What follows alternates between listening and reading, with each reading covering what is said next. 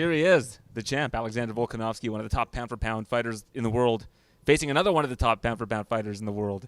This is such an incredible fight. I was talking to Max about this earlier, how we rarely see two fighters that are so high on the top pound-for-pound list with such incredible skills that continue to evolve, go head-to-head like this. This might be the highest-level featherweight fight we ever see. Do you agree?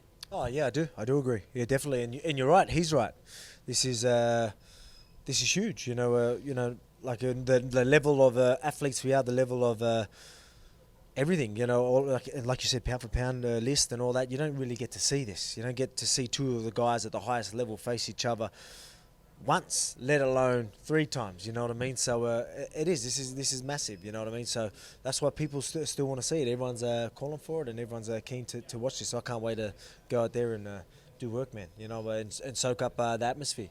Do you wish people sometimes would just focus more on the now instead of talking about legacy and all of these things? I mean, you're 33 years old. You still have several more years left in this sport, still undefeated at featherweight. Why don't people just enjoy the moment? I don't know, man. I think again, like everyone, you got to drive for something, right? Like I'm always looking forward, and I have that. But I mean, I am always in the now. That's how I am. I'm always play what's in front of me, and that's that. So that's how I am. But I don't know. I think people just want to have something to drive for, right? They want to set their goals. You could ask me. I might be completely different to some people. You got some people that before they're in the UFC visioning, dances they'll do. Like I've talked to Israel about that, and he's visioned like all these moments so long ago. You know what I mean? I've never been like that. I always thought myself, I'll be champion, but that's as far as I went. I didn't visualize like that because I've always just lived every moment, every training session as it is, every weekend as it is. That's just how I am, and I think that helps me with what we do, especially being the champ and being busy and doing what we're doing. It keeps me pretty down to earth, so I'm just playing what's in front of me. Do you do any visualization exercises or anything like that? I don't, not really. Obviously, I'll visualize situations in fights and things like that, but that's pretty much it. I won't sit there and... It's hard to explain. Obviously, I visualize, but not to the extent that I see some people do. I'm more to detail. I'm more visualize details of a fight and what I could do in this moment rather than overseeing a whole thing, you know what I mean? Like, I do it here and there, but it's more about visualizing things that I need to do and, the task at hand, right? Because I guess that's just how I'm built. I'm a professional, and that's how I am. I want to put my energy into things that are going to help me. And in your last fight, you really put a lot of pressure on yourself to get a finish, and you were able to get one. How important was that for you, and what did that mean to you when you were able to actually get that finish in the fight? Man, I just knew where I was at. You know what I mean? Even though everyone knows how tough Zombie is, not many people can finish Zombie. But I knew just where I'm at that I'll be able to do it. You know what I mean? And again, I set a standard for myself that I wouldn't be happy if I didn't get it. You know what I mean? And that's no knock to him. It's just where I'm at and what I expect from myself. And that's the same for this one. You know what I mean? Like, do I feel like I have to get the finish? No, I don't feel like I have to get the finish. But do I want to go out there and dominate? Yeah, I do. I think I can, and I think where I'm at, I should. So I won't be happy with anything under that. But, obviously Max is a tough fighter, and he showed that he's still right up there. So he's getting another chance, and I look forward to embracing that. But I want to win every exchange that we do, the first to the last. I want to go out there and I want to put hands on his chin. If that legendary chin holds up, good on him. If not, that just makes it win even bigger, taking out someone like him, especially finishing someone like Max, because he's known for that chin. No one's finished him before. There was some criticism about you not getting finishes, about getting decisions. Did that bother you when people were saying those kind of things? Man, people quickly forget. People quickly forget. Like, they probably say that now, and I just got to finish. You know what I mean? And then they forget who you're versing as well. Going out and beating guys like Aldo and Max Holloway, finishing them. 3-round with Aldo and Max Holloway, who's never been beaten. You know what I mean? So these aren't any easy tasks. But I mean, at the same time, people quickly forget. So people you're gonna have haters. I go out there and say I go out and knock out Max Holloway. There's still gonna be people saying stuff, But that's just how it is. You know what I mean? And I can't worry about that. I'm just gonna worry about me. Well, I've got some trivia for you. So if you take the top 10 featherweights right now, how many of them have been finished in a fight in the last 3 years? In the last 3 years? Yeah. I think I've seen something that come... Well, is Is it mine the only one in the last 3 years? It is, sir. Mine's the only one You're in the last 3 years. the only person who has finished the top 10 featherweight in the last 3 years. So when people talk to you about, oh, this guy's getting decisions, everybody's getting decisions. Yeah.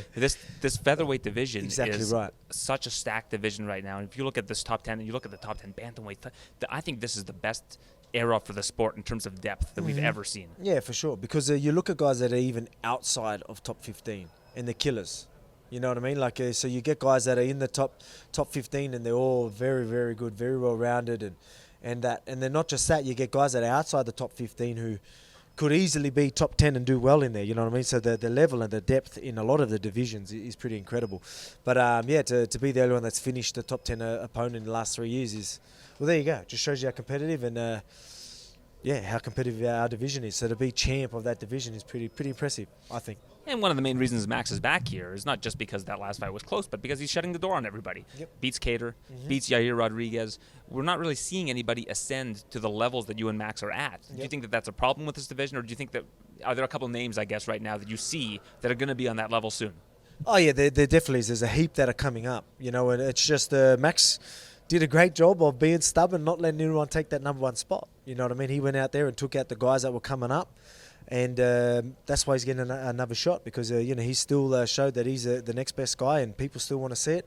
So that's it. So I do believe people are going to want to see, Yair goes out and knocks out Ortega or something crazy like that. I guarantee you everyone's going to be screaming his name. So, again, people are quick to forget things and people are, quick to judge and people are quick to jump on the bandwagons and all that type of stuff. So, it could be in a couple of months, this conversation could be very different. How hard was that for you in your career to flip on fight week, like the switch for fight week? Because I was reading about you. You're from a small city called Waldang, is that right? Waldang? Windang. The dang. And it's got a couple thousand people. The gym is next to like residential homes.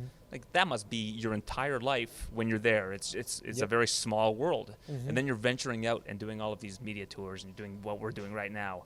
Did it take a while for you to kind of adjust to it, or were you just living in the now and rolling with the punches? It definitely took a while. It took a while because even though I was exposed to, even when I was champion, I was still exposed to the champ life and all that type of stuff. But then I'd go back home and then I'm just dad. Then I'm just a regular bloke, and you know what I mean? It's a good in a way, you know what I mean? It took me a while to adjust to some things. I think it's good that it keeps me, down to earth, like it keeps me pretty chill, you know what I mean? I don't get too over myself. But at the same time, it did take me a while to get used to certain things because I've always been like I've touched on it, people pleaser and all that type of stuff. It was very hard to adapt to some things, criticism and things like that. But, now it's all good. So now I get the best of both worlds. Well, next time you're criticized, you can just keep that stat in your back pocket. How many finishes? Exactly right. Who's the only person that got a finish in the last 3 years over? You know what? Like I don't need this guy. I don't He's got need 2 thumbs. Yeah, I mean, you're right though. I do have these things that I can say, but I don't need to say it. Agreed with you. Yeah. And you'll let your actions speak for themselves Exactly this Saturday. Right. Exactly Max right. Holloway. There's going to be people saying things and expecting things to happen, and I'm going to prove them completely wrong this weekend. So my actions speak louder than words. So people's opinions and all that ain't going to matter to me now because. Again, I'm going to go out and just keep doing what I'm doing and keep proving people wrong. And, if they keep doubting, it's all good. No worries. I'll keep proving them wrong. I said the same thing to Max earlier. If you're on the fence about buying this pay-per-view, it's very rare you're going to get to see talent of this level go toe-to-toe. I know it's the third time. The last 2 fights were both entirely different from one another. I think this one's going to be different as well just because of the amount of growth both of you have had as athletes. Thank you for doing this. Really appreciate it. No and worries at best all. of luck on Saturday. Thank you, man. Always a pleasure.